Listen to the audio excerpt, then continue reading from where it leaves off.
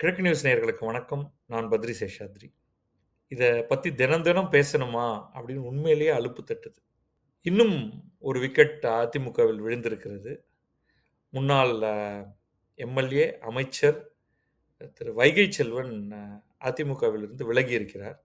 அவர் கட்சியோடைய செய்தி தொடர்பு முதன்மை செயலாளராக இருந்தார். முன்னாள் அமைச்சர், எம்எல்ஏ அப்படிங்கிறது வேற. இப்போ கட்சியுடைய முதன்மை செய்தி தொடர்பு செயலாளர் அப்படிங்கிற ஒரு பதவியில இருக்கும் பொழுதே அவர் விலகுறார் அப்படிங்கிறது தான் முக்கியம். இதில தான் இந்த விஜயபாஸ்கர்கள் இப்ப தான் 2 பேர் முன்னாள் அமைச்சர்கள் விலகி போய் சேர்ந்திருக்காங்க. முன்னாள் அமைச்சர்கள் வந்து தினம் ஒருவர் வெளில போயிட்டு இருக்காரு. இப்பொழுது இருக்கக்கூடிய 9 எம்எல்ஏக்கள் ஒரு கடிதம், ஒரு ஓப்பன் லெட்டர் அ எழுதியிருக்காங்க. சி.வி. சண்முகம் தனியா ஒண்ணு ஓடிட்டு இருக்கு. இதுல வைகை செல்வனும் விலகுவதாக சொல்லியிருக்காரு. அது ஒரு நீண்ட கடிதம் ஒண்ணு எழுதியிருக்காரு இபிஎஸ்க்கு. அந்த கடிதத்த வந்து பார்த்துருவோம் நம்ம. அந்த கடிதத்த அப்படியே படிச்சிடுறேன். ஏன்னா நமக்கு வந்து பிரைமரி சோர்ஸ் இருக்கும் பொழுது அத பண்ணிடணும் அத. இதான் அவர் சொல்ற கடிதம். "அன்புடையீர், வணக்கம். அனைத்திந்திய அண்ணா திராவிட முன்னேற்றக் கழகத்தின் அடிப்படை உறுப்பினர் உட்பட அனைத்து பொறுப்புகளிலிருந்தும் விலகிக் கொள்கிறேன். ஒரு தலைவர் தானே அழிந்தால் கூட தனது கொள்கைகளும், இயக்கமும் வெற்றி பெற வேண்டும் என நினைப்பார். ஆனால் இயக்கமும், கழகத் தொண்டர்களும் அழிந்தால் கூட தான் மட்டுமே நன்றாக இருக்க வேண்டும் என்று நினைப்பவர் நல்ல தலைவராக இருப்பதில்லை." அப்புறம் பழைய பல்லவிக்கு வந்துடுறாங்க. "திமுகவோடு இணைந்து ஆட்சி அமைக்க திட்டமிட்டதன் மூலம் திமுக எதிர்ப்பு நிலையிலிருந்து அதிமுக சமரச போக்கில் போனதால் தனது அடையாளத்தை இழந்துவிட்டது. சரியான நேரத்தில் தவறான முடிவெடுப்பதன் காரணமாகவும் தனது வெற்றி பாதையிலிருந்து அதிமுக விலகிச் சென்று விட்டது. மேலும் தேர்தல் களத்தில் நான் தனித்து விடப்பட்ட நிலையிலும் கூட கழகத்திற்காக தேர்தல் பரப்புரை ஆற்றினேன். ஆனால் மரணத்தை விட கொடியது புறக்கணிப்பு என்பதை நான் உணர்ந்து கொண்டேன். ஒட்டார்பின் சென்றொருவன் வாழ்தலின் அந்நிலையே கெட்டான் எனப்படுதல் நன்று." ஒருவர் தன்னை மதிக்கவில்லை என்றால், நான் அவருடைய வார்த்தைகளையே சொல்லிடுறேன். நான் அர்த்தம் சொல்லல. "மதியாதவரின் பின் சென்று ஒருவன் உயிர் வாழ்வதை விட அவ்வாறு செய்யாததால் கெட்டான் என்று சொல்லப்படுதல் நன்று" என்கிற வள்ளுவப் பேராசானின் வார்த்தைகளுக்கு நான் கீழ்ப்படுகிறேன். இல்ல வைகை செல்வனை பத்தி ஒண்ணு சொல்லணும். நல்ல இலக்கிய பரிச்சயம் கொண்டவர். பழந்தமிழ் இலக்கியங்கள், தற்கால இலக்கியங்கள் என்று ரொம்ப அருமையாக இலக்கிய சொற்பொழிவுகள் ஆற்றக்கூடியவர். அவர் வந்து ரொம்ப சரியான ஆப்ட்டான ஒரு குரல கொட்டேஷன்ல குடுக்குறாரு. தொடர்றார். "மாணவ பருவம் தொட்டு ரத்தமும் சதையுமாய் இருந்த இந்த இயக்கத்தோடு பணியாற்றி, தற்போது விலக வேண்டிய சூழ்நிலையை எண்ணிப் பார்க்கையில் என் மனத்தில் ஏற்படும் கடுமையான வலியை வார்த்தைகளால் வடிக்க முடியவில்லை. நேரம் வருகிறபோது இன்னும் இது குறித்து பேசுகிறேன். புதிய இடத்தில் நடுவதற்கு பிடுங்கிப் போன செடியில் இருக்கும் பழைய மண்ணைப் போல." இந்த உவமை ரொம்ப நல்லா இருக்கு. புதிய இடத்தில் நடுவதற்கு பிடுங்கிப் போன செடியில் இருக்கும் பழைய மண்ணைப் போல இந்த இயக்கத்திற்காக ஆற்றிய என் பழைய நினைவுகளை என்ன செய்வது என்று எனக்கே தெரியவில்லை. அப்படின்னு வந்து ஒரு ரொம்ப சென்டிமென்டலா பேசுறார். தேர்தல் நடக்கிறதுக்கு முன்னாடி அவர் எங்களுடைய அலுவலகத்துக்கு வந்திருந்தார். அப்போ பொதுவாக அவர் ஒரு பிரத்யேக பேட்டி ஒன்று குடுத்திருந்தார் அந்த சமயத்துல.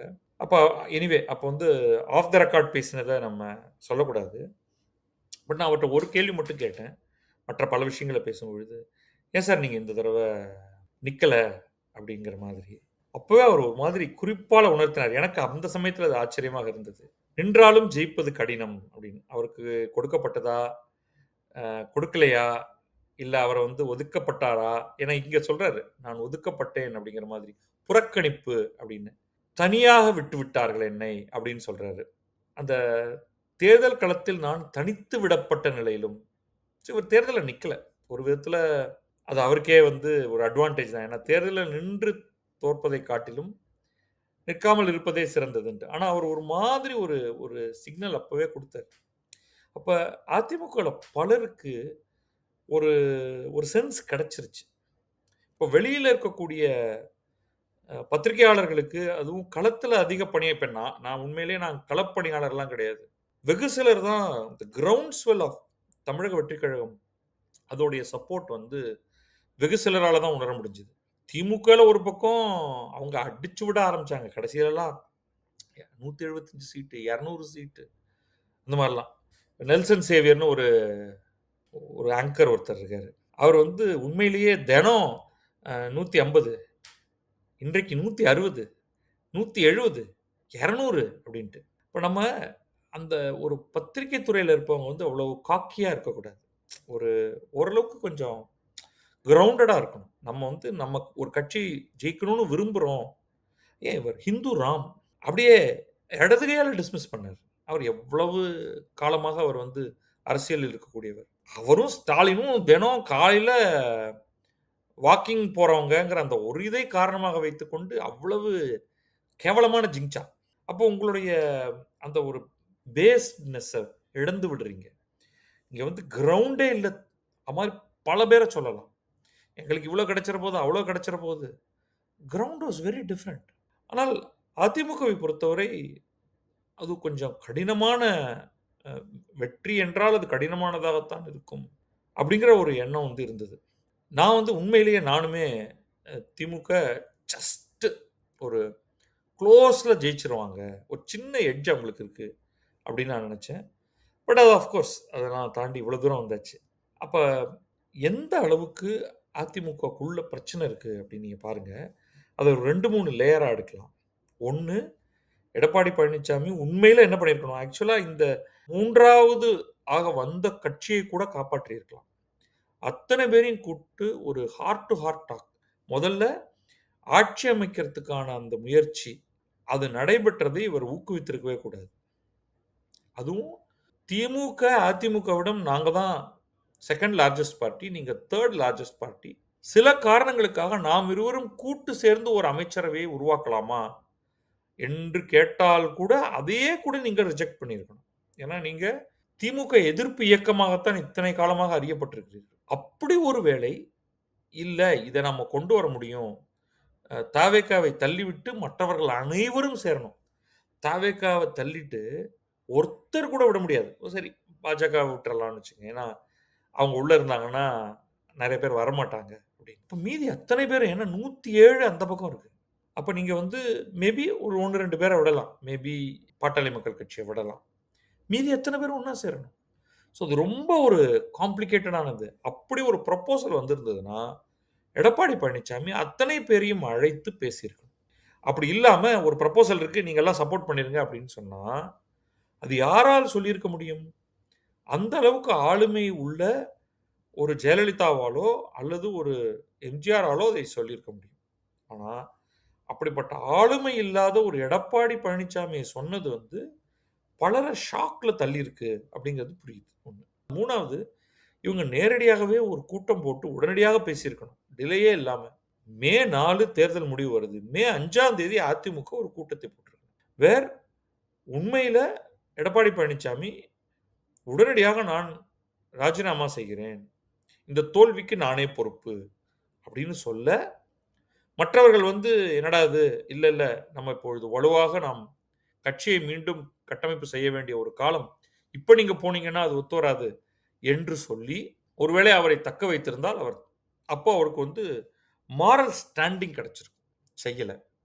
அப்புறம் ஒவ்வொரு தலைவராக கூப்பிட்டு, அப்பா நம்ம வந்து தோத்துட்டோம். இப்பொழுதைக்கு ஜெயித்த எம்.எல்.ஏக்கள். அதுதான் முக்கியம். ஜெயித்த எம்.எல்.ஏக்கள்ல இருக்கக்கூடிய பவர்ஃபுல்லான ஆட்கள். அது வந்து சி.வி. சண்முகமாக இருக்கலாம், எஸ்.பி. வேலுமணியாக இருக்கலாம்.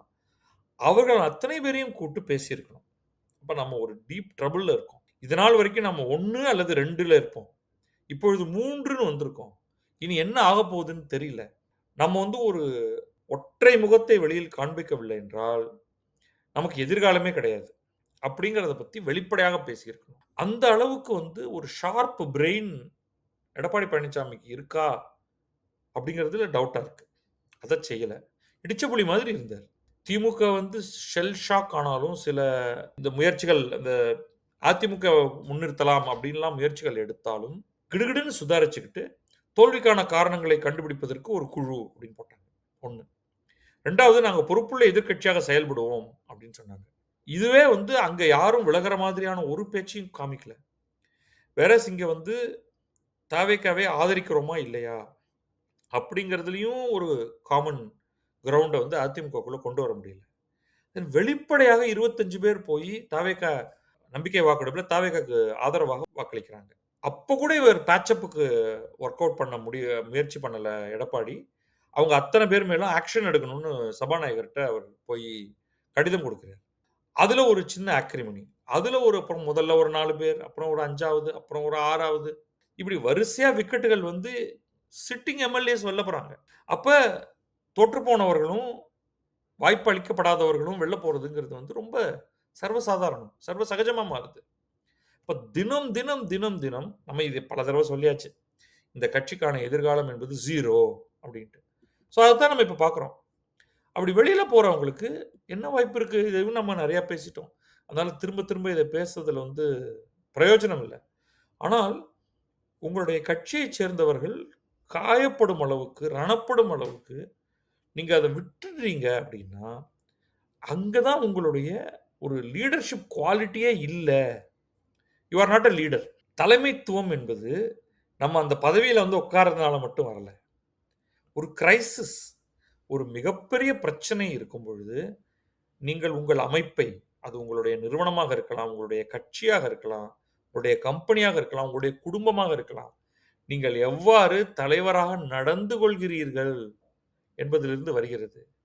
அதற்கு சிறிதும் லாயக்கற்றவர், இந்த தலைமைத்துவத்துக்கு லாயக்கற்றவர் எடப்பாடி பழனிசாமி என்பதை அவர் தினம், தினம் நிரூபித்துக் கொண்டிருக்கிறார். ஒருவரும் அவருடன் பேசுவதில்லை. வாஷிங் த டர்ட்டி லினன் அப்படின்னு சொல்ற மாதிரி, அழுக்கை கரைத்து, கரைத்து வாசலில் கொட்டிக் கொண்டிருக்கிறார்கள் அனைவரும் பார்க்கும் வண்ணம். இது தொடரப் போகிறது. அதிமுக நான் முன்னமேயே சொன்னது போல கரையப் போகிறது. காணாமல் போகப் போகிறது. மதிமுகவை விட சிறிதாக ஆகப்போகிறது என்பதுதான் அது ஒரு சோகம். நன்றி, வணக்கம். நான் பத்ரி சேஷாத்ரி. இது கிழக்கு நியூஸ்.